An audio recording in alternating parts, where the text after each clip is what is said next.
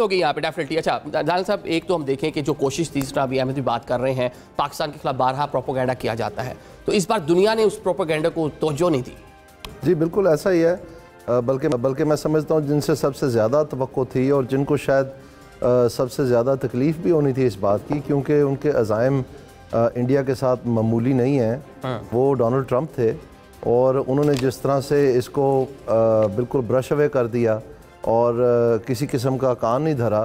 शायद ये उसका रिएक्शन था जिसमें उनको मालूम है कि कनाडा में इन्होंने ये कत्ल करने में क्या किरदार अदा किया और जो अमेरिका में कोशिशों में जारी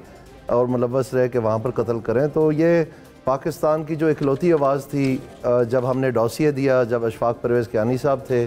और उनको बताया कि ये इंडिया यहाँ पर क्या क्या हरकत कर रहा है, वो अब कोरस बन गया। यानी उसमें कैनेडियन प्राइम मिनिस्टर की भी आवाज़ शामिल हो गई है, उसमें अमेरिकन एजेंसियों की भी आवाज़ शामिल हो गई है और उनके पक्के शवाहिद हैं, वो कोई मजाक तो नहीं है। उन्होंने तो चार्जशीट भी किया, इंडिया जाके उनको जवाबदेही भी मांगी है कि आप हमें बताएं। तो इस तरह से जो उनके काले खेल हैं वो सामने आते चले जा रहे हैं और इसमें मेरे ख्याल में जो ये एक और एपिसोड हो गया है, ये उसको और स्ट्रेंथन किया उस नैरेटिव को कि इंडिया एक लॉलेसनेस और एक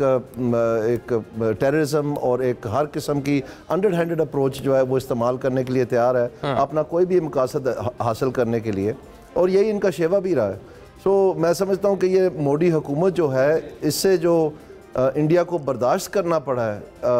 ना सिर्फ बैनुल अक़वामी सतह पर बल्कि इंडिया के अंदर जितनी भी माइनॉरिटीज़ हैं, मुसलमान तो थे ही थे, उसके साथ साथ जो बाकी माइनॉरिटीज़ हैं उनका भी जो है ना मुकम्मल तौर पर सत्यानाश किया जा रहा है और उनकी